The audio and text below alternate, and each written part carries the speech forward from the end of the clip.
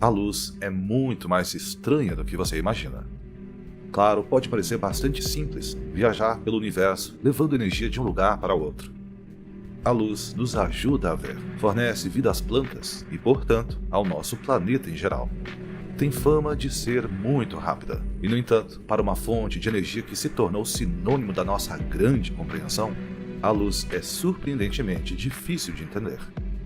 A luz nos ajuda a ver melhor outras coisas, claro, mas quando os cientistas tentam olhar para a própria luz, percebem que é surpreendentemente difícil.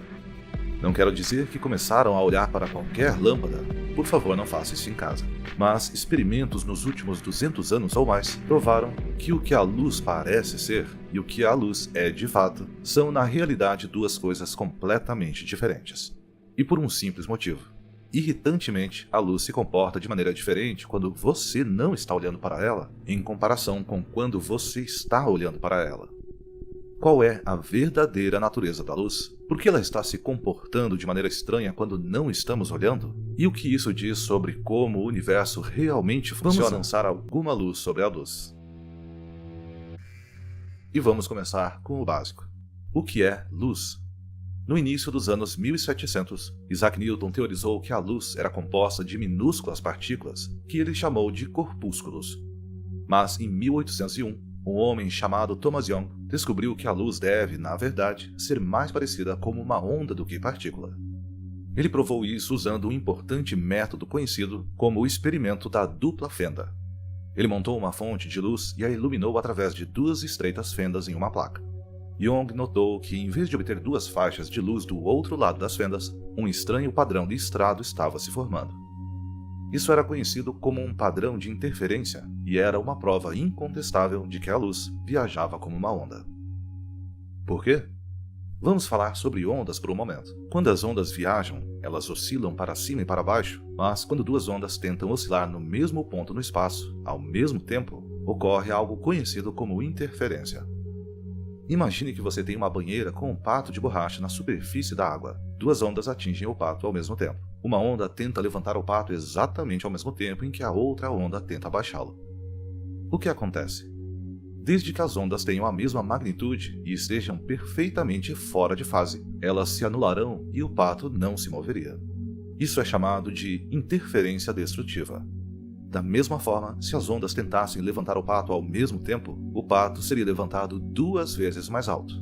Isso é conhecido como interferência construtiva. Como as ondas tendem a se expandir em um círculo, duas ondas próximas uma da outra começarão a interferir construtiva e destrutivamente uma na outra. Aqui estão duas ondas na água. Vê essas linhas? Esses trechos mais calmos são onde as ondas estão se anulando.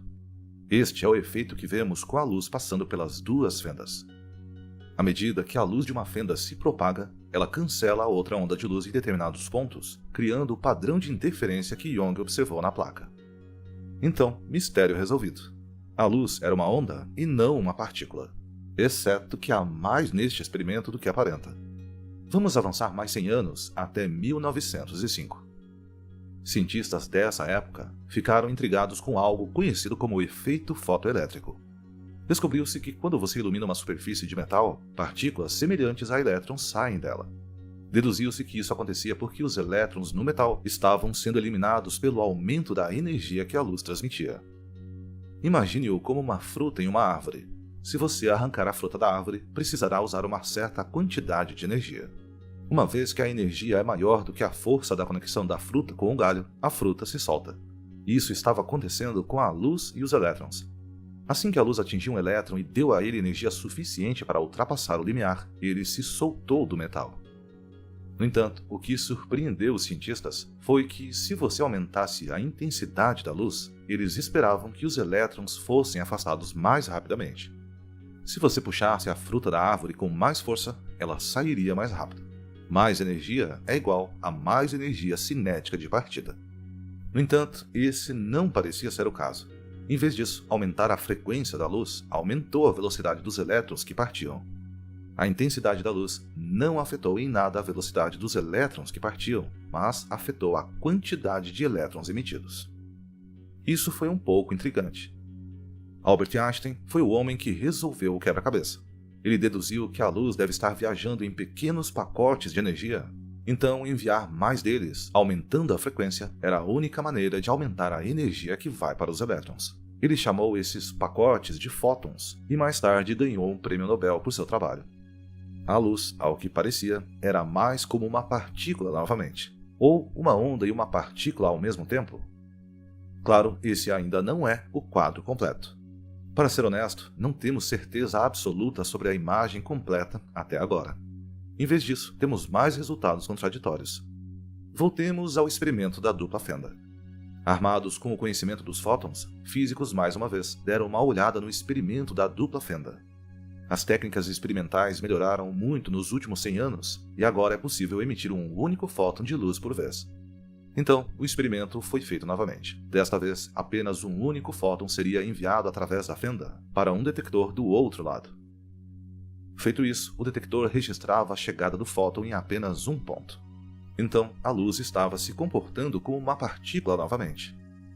Mas então, por que ela interferiu em si mesma na versão anterior do experimento? Os cientistas tiveram uma ideia.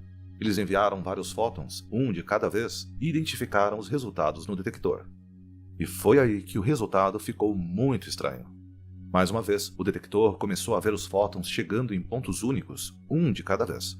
Mas, surpreendentemente, os fótons que chegavam começavam a criar um padrão. Era o padrão de interferência. A prova de que a luz se comportou como uma onda. Mas, estranhamente, isso estava ocorrendo apenas quando um único fóton estava passando por vez. De alguma forma, o único fóton, que estava saindo do detector como uma partícula e chegando ao seu destino como uma partícula, estava aparentemente de alguma forma viajando pelas duas fendas ao mesmo tempo, o suficiente para então interferir consigo mesmo do outro lado como uma onda. Se a luz fosse apenas uma partícula, quando ela passasse pelas fendas, você não veria esse padrão. Você veria apenas duas bolhas de luz, uma para as partículas que passaram por uma fenda e uma para as partículas que passaram pela outra. E, no entanto, aqui estava o padrão de interferência com suas múltiplas linhas de luz, refutando isso. Os cientistas tentaram fixar a luz. Eles montaram um experimento, mas desta vez com mais 2 detectores na fenda, para que pudessem observar se realmente estava passando pelos dois ao mesmo tempo. Isso não aconteceu. Mas, ao mesmo tempo, parou de criar um padrão de interferência no detector mais adiante. E a partir disso, cientistas começaram a perceber algo. A luz se importava em ser observada. Para ser claro, não importava se foi observada por um olho humano ou por uma máquina.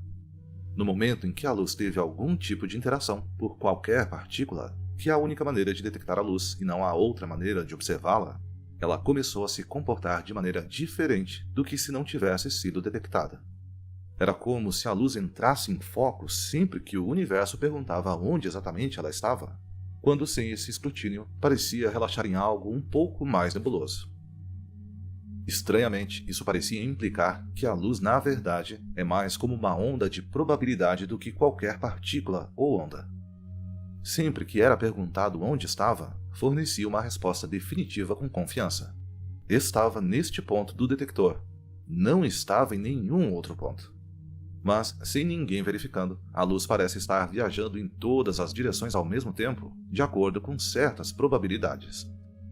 Se você executar o experimento várias vezes, poderá quantificar essas probabilidades, descobrindo que é mais provável que esteja nas bandas do padrão de interferência e menos provável que esteja nas lacunas. Mas sempre que um único fóton de luz era perguntado, ele dava uma resposta 100% concreta. E isso é destacado por algo conhecido como o paradoxo dos 3 polarizadores. Considere por um momento um óculos de sol polarizador. Obviamente, ele reduz a quantidade de luz que pode passar, geralmente em cerca de 50%, dependendo do tipo de lente e do comprimento de onda da luz. Ele funciona por ser formado por finas cadeias de moléculas que correm longitudinalmente ao longo da lente. Qualquer luz que oscile na mesma orientação desta lente é absorvida. Qualquer luz que seja perpendicular às correntes pode passar sem problemas. Algo interessante ocorre quando um único fóton passa em uma orientação diagonal à lente. Nesse caso, você não passa meio fóton. Aparentemente, você não pode simplesmente absorver a parte da oscilação que é paralela às linhas e deixar passar a parte que é perpendicular. Em vez disso, o fóton se encaixa em uma orientação ou outra. Ele é completamente absorvido ou passa inteiramente. mas agora com uma nova polarização perpendicular para corresponder ao que teria que ser para passar facilmente. Como sabemos que o fóton não tinha essa orientação o tempo todo? Por causa do que acontece quando você começa a adicionar mais lentes. Ao colocar uma segunda lente atrás da primeira, você pode bloquear totalmente a luz, desde que as duas polarizações sejam perpendiculares uma à outra. Digamos que giramos a segunda lente 90 graus em relação à primeira. Qualquer luz que passe pela primeira lente tem 0% de chance de passar pela segunda. Como resultado, vemos apenas preto. Mas adicione uma terceira lente e coloque-a em um ângulo de 45 graus entre as outras duas, e de forma bizarra, a luz começa a passar pelas 3 lentes novamente. Isso pode parecer contraintuitivo. Como adicionar mais bloqueios aumenta a quantidade de luz que passa? Mas esse resultado realmente exclui a possibilidade de que a luz tenha uma orientação fixa. Deve estar entrando em foco a cada nova lente, rolando um dado quântico a cada vez para ver se era a orientação correta o tempo todo ou não. Se passar pela primeira lente, uma chance de 50%, só fez porque foi orientada perfeitamente perpendicular à polarização da lente. O que significa que, quando chega a segunda, vem de uma polarização que é diagonal. Então, mais uma vez, há uma chance de 50% de que ela passe. Ela rola seus dados quânticos novamente e, mais uma vez, tem uma chance de 50 para 50 de prosseguir. Se passar por esse obstáculo também, se ajustará novamente à nova orientação, como se fosse essa nova orientação o tempo todo, o que obviamente não era. O que significa que agora está polarizada diagonalmente em relação à terceira lente, ou seja, agora tem 50% de chance final de passar. É claro que alguns fótons não passam por todas essas 3 manobras probabilísticas. Apenas cerca de 12,5% deles conseguem, mas isso é mais do que 0%, que era o que acontecia anteriormente quando você tinha apenas 2 lentes. A luz gosta de se comportar em quantidades discretas. É quântica. Aparentemente, se ajusta a um valor discreto quando observada. E, sinceramente, não sabemos bem o porquê. Se você pensa em uma onda, não há razão para não ter simplesmente meia onda. Você pode cortá-la pela metade várias vezes, um número infinito de vezes, e ainda assim obter uma resposta que faça sentido matemático. E, no entanto, parece que em uma escala quântica baixa o suficiente, você não pode reduzir a luz pela metade além de um certo ponto. Você não pode ter meio fóton, nem mesmo um fóton e meio. E se você tentar fazer isso, o fóton se encaixará em um ou outro inteiro mais próximo, com base em probabilidades, mas apenas quando for solicitado. Caso contrário, ele se contenta em existir probabilisticamente, interferindo em si mesmo como uma onda enquanto viaja, antes de pular para uma resposta quando posteriormente perguntado exatamente onde está. O que está acontecendo aqui? Isso ainda está sendo teorizado. A comparação mais próxima que temos é algo conhecido como harmônicos, onde uma corda limitada, apenas um certo número de ondas pode existir. Em uma corda de violão, você pode ter uma onda, ou 2, ou mais, mas nunca qualquer número que não seja um número inteiro. Parece que a luz funciona da mesma maneira. Talvez algo belisque o início e o fim do caminho que a luz percorre, embora o que isso possa ser e quais mecanismos a impulsionam sejam desconhecidos até agora. Fundamentalmente, porém, e talvez a coisa mais louca sobre tudo isso, é que não se trata apenas da luz. Embora tenhamos nos concentrado na luz se comportando como uma onda e se comportando probabilisticamente, todas as partículas da matéria fazem o mesmo. A luz é apenas outra forma de energia, e energia e matéria estão ligadas. Partículas de matéria, átomos e até mesmo moléculas complexas demonstraram ter comprimentos de onda. Os elétrons são tão quantificáveis e movidos por probabilidades quanto os fótons. Aparentemente, somos todos movidos pela probabilidade, se você reduzir as coisas o suficiente. Então, do que tudo é realmente feito? O que compõe a energia e a matéria, que faz com que ela se comporte da maneira que se comporta? O que está acontecendo debaixo do capô da realidade? Por que o universo está se comportando diferente quando é observado, em comparação com quando não é? E o que significa pensar que, em algum nível, até você é probabilístico? O que tudo isso significa é uma incógnita. A pessoa que descobrir será o Einstein de nosso tempo.